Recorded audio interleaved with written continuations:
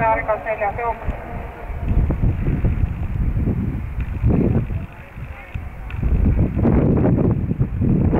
Jooksul on juhtima 2 Leitsooma.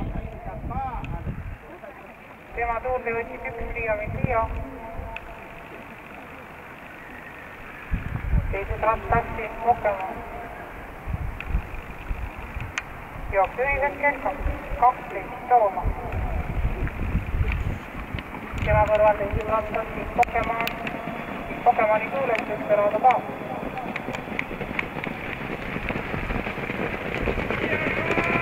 Teine 500 läbitud 18,8.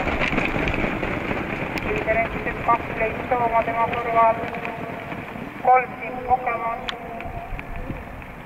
Leitsooma tuules Mio kõrval Desperado ka.